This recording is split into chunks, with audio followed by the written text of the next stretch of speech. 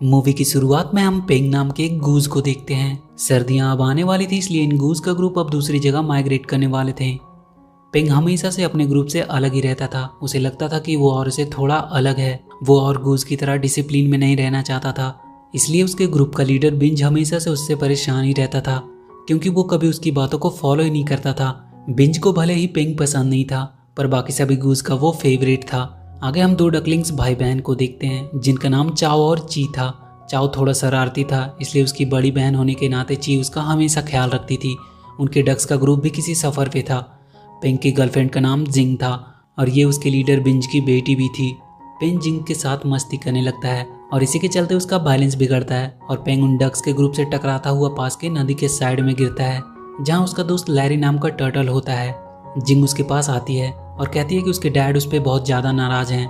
तभी उसके डैड वहाँ आते हैं। वो सबको बताते हैं कि इस बार सर्दियाँ जल्दी आने वाली है, इसलिए उन्हें अपनी माइग्रेशन स्पीड बढ़ानी होगी और अगर पेंग की ऐसे ही हरकतें रही तो हम कभी भी टाइम पे माइग्रेट नहीं कर पाएंगे।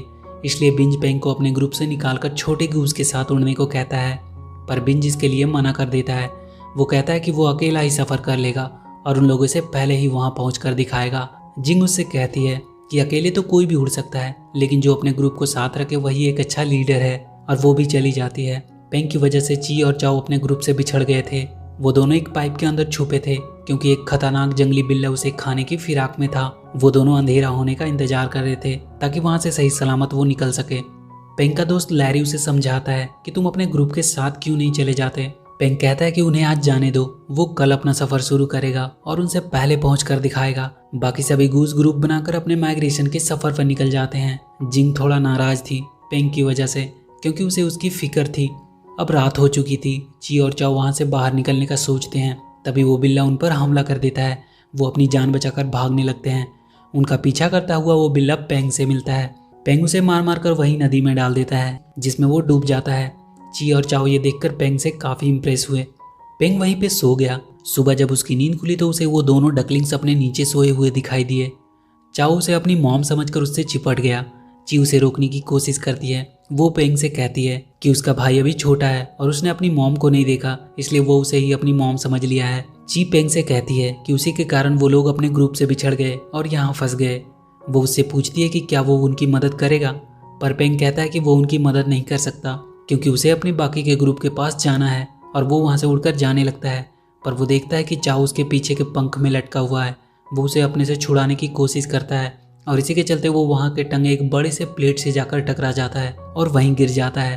तभी वो प्लेट टूटकर गिरता है और उसके एक पंख को कुचलते हुए नदी में गिर जाता है। उसका एक पंख अब डैमेज हो चुका था। अब वो उड़ नहीं पा रहा था।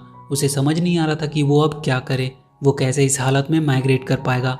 उसे अब ये पूरा सफ़र चल कर तय करना होगा और रास्ते में उसे बहुत से खतरनाक जानवरों का भी सामना करना पड़ सकता है। तब उसे आइडिया आता है और वो ची और चाओ को अपने साथ ले जाने का सोचता है, ताकि कोई खतरा अगर आए भी तो वो उन दोनों को आगे कर देगा। वो ची और चाओ से बात करता है कि वो उनकी मदद करने को तैयार है। वो उन्हें अपने साथ चलने को कहता है और उनसे कहता है कि वो उनके ग्रुप से मिलवा देगा।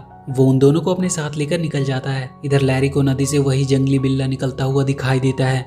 वो लैरी को पकड़कर उन तीनों के बारे में पूछता है। डर के मारे लैरी उसे सब कुछ बता देता है कि पेंग अब उड़ नहीं सकता है, उसका एक पंख डैमेज हो चुका है और वो तीनों ये सफर चल कर तय करने वाले हैं।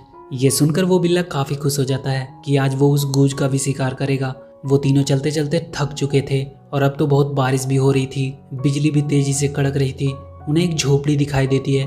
वो वहाँ के रहने वाले चिकन से पूछते हैं कि क्या वो एक रात के लिए यहाँ रुक सकते हैं, और वो तीनों पूरी रात वहीं आराम करते हैं और सुबह फिर से तीनों अपने आगे के सफर पर निकल जाते हैं। वो बिल्ला उनका पीछा करता हुआ उन चिकन्स तक पहुंच चुका था। वो उन्हें डराकर उनके बारे में पूछता है कि वो किधर गए हैं। पेंग को रास्ते में एक लेडी दिखाई देती है जिसके पास साइकिल थी। वो उनकी साइकिल चुराकर भागने लगता है और एक पत्थर पे ठोकर लगने से वो एक लॉरी में जाकर गिरते हैं जिसमें बहुत सारे पिग्स भरे थे। वो बिल्ला अब उनके काफ़ी नज़दीक आ चुका था, पर लॉरी से पिग के गिरने की वजह से वो बिल्ला उसी में दब जाता है। अब वो तीनों कोई जंगल में आ चुके थे और पेंग अब पूरी तरह से थक चुका था। ची और चाओ उसे किसी तरह जगाते हैं। पेंग उन दोनों को उड़ने को कहता है। वो उन दोनों को ऊपर फेंक देता है और कहता है कि वो उड़ सकते हैं। कुछ देर तो उन्हें भी लगता है कि वो वाकई में उड़ सकते हैं, पर बहुत जल्द वो नीचे गिर जाते हैं। वो दोनों पत्तों के ढेर में गिरते हैं। पेंग उन्हें बाहर आने को कहता है, पर चाओ वहाँ नहीं था। वो पास के एक गुफा में घुस गया था। पेंग और ची डरते डरते उस गुफा के अंदर जाते हैं। अंदर बहुत अंधेरा था। थोड़ा आगे चलने पर उन्हें रोशनी दिखाई देती है। वहाँ बहुत सारे जुगनू चारों तरफ रोशनी फैला रहे थे। अभी वो लोग वहाँ ये सब का मजा ही ले रहे थे कि तभी उन्हें वो बिल्ला दिखाई देता है। वो जल्दी से वहाँ से भागने लगते हैं। पेंग उसे किसी तरह वहीं रोकने की कोशिश करता है। वो तीनों उस बिल्ले से बचते हुए उस गुफा से बाहर आते हैं और वो तीनों एक झरने में बहते हुए कहीं दूर पहुँचते हैं। तभी ची देखती है कि उन्होंने उस रोड को ढूंढ लिया है जिसमें उसके ग्रुप से आगे बढ़ रहे थे। तभी कुछ दूर पर पेंग को अपना ग्रुप दिखाई देता है। वो चिल्लाकर उन्हें रोकने की कोशिश करता है पर वो उसे नहीं देख पाते हैं। पेंग उन दोनों पे गुस्सा करने लगता है कि वो उनकी वजह से स्लो हो गया और अपने ग्रुप को नहीं पकड़ पाया। वो उन दोनों को छोड़कर आगे बढ़ जाता है ताकि अपने ग्रुप को किसी तरह आवाज़ देकर बुला सके, पर भागते भागते वो एक पहाड़ से लटक जाता है। तभी एक उड़ती हुई चीज़ उसकी ओर आती है और उसे वहाँ से धक्का देकर पास के पहाड़ी पर ले जाती है। वो कार्ल नाम का एक गिलहरी था। वो उससे कहता है कि उसके टूटे हुए पंखों को वो ठीक कर सकता है और अपने अतरंगी इलाज से वो उसके पंखों को ठीक करने लगता है। ची और चाओ अब अकेले ही आगे बढ़ रहे थे। वो दोनों बहुत ज़्यादा डरे हुए थे क्योंकि वहाँ चारों तरफ अंधेरा ही अंधेरा था। पेंग के पंख में कार्ल एक डंडा बांध देता है और उसे उसके सहारे उड़ने की कोशिश करने को कहता है। वो उसे उस पहाड़ के नीचे फेंक देता है और उस डंडे की मदद से वाकई में अब पेंग उड़ पा रहा था। वो बहुत ज़्यादा खुश था वापस से उड़कर। तभी उसे ची और चाओ की याद आती है और वो उन्हें ढूंढने निकल जाता है। ची और चाओ को भी चलते चलते अपने ग्रुप मिल चुका था। वो उसमें ज्वाइन हो जाते हैं। वो डक्स का ग्रुप अब एक शहर में पहुंच चुके थे। उन दोनों को अब थोड़ा डर सा लगने लगा था कि उन्हें यहाँ क्यों लाया गया है। तभी उन दोनों को एक आदमी पकड़कर वहाँ से ले जाता है। पेंग भी तब तक उनका पीछा करता हुआ वहाँ पहुँच चुका था। उन सारे डक्स को एक होटल में लाया गया था जहाँ उन्हें मारकर लोगों को सर्व किया जाता था। पेंग सबसे छुपता हुआ उस होटल के किचन में पहुँचता है जहाँ वो आदमी उन दोनों को काटने वाला था। पेंग उस आदमी को किसी तरह डिस्ट्रैक्ट करता है और उन दोनों को अपने साथ भगाकर होटल से बाहर ले आता है। वहाँ की भीड़ में वो दोनों पेंग से बिछड़ जाते हैं।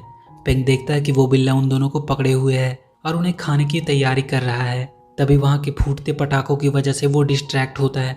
पेंग अचानक से उस पर हमला करता है और उसे गिरा देता है और वो उन दोनों को लेकर वहाँ से जल्दी भागने लगता है। पर बहुत जल्द वो बिल्ला उसे पकड़ लेता है और उसे लेकर पास के नदी में कूद जाता है। पेंग किसी तरह उससे बचकर बाहर निकलता है पर वो बिल्ला उनका पीछा इतनी जल्दी नहीं छोड़ने वाला था। वो पेंग को मारने ही वाला था। तभी वो देखता है कि ची और चाओ ने उसके पीछे पटाखे बांध दिए हैं और तब फाइनली जाकर उस बिल्ले से उनका पीछा छूटता है। पेंग उन दोनों को अपने साथ लेकर चल देता है। अब सर्दियां आ चुकी थी, बर्फ भी पड़ने लगी थी, पर फिर भी वो तीनों आगे बढ़ते रहे और एक बर्फ के टूटने से वो नीचे गिर जाते हैं। ची और चाओ को वहां से कुछ दूर पर वो जगह दिखाई देती है जहां पेंग जाने वाला था, पर पेंग अब तक पूरी तरह से थक चुका था। वो उन दोनों को उसके बिना ही आगे जाने को कहता है, पर वो दोनों कहते हैं कि वो उन्हें बिना लिए नहीं जाएंगे और वो दोनों पेंग को अपने ऊपर बिठाकर उड़ने लगते हैं। पर वो इतना भार लेकर ज़्यादा नहीं उड़ सकते थे। वो दोनों गिरने लगते हैं। चाओ पेंग की आवाज़ में बाकी गूज को मदद के लिए आवाज़ देता है। आगे हम देखते हैं कि जिंग पेंग को अपने ऊपर उड़ाकर ले जा रही है। चाओ और ची भी उनके साथ ही थे। जिंग उसे सही सलामत वहाँ ले आती है। पेंग उसे सब कुछ के लिए सॉरी बोलता है। वो उसे उन दोनों भाई बहन ची और चाओ से मिलवाता है और उन्हें भी अपने फैमिली के साथ ही रख लेता है और ये मूवी यहीं खत्म हो जाती है। तो वीडियो अगर अच्छी लगी तो please do like and share the video and please subscribe to my channel and press that bell icon.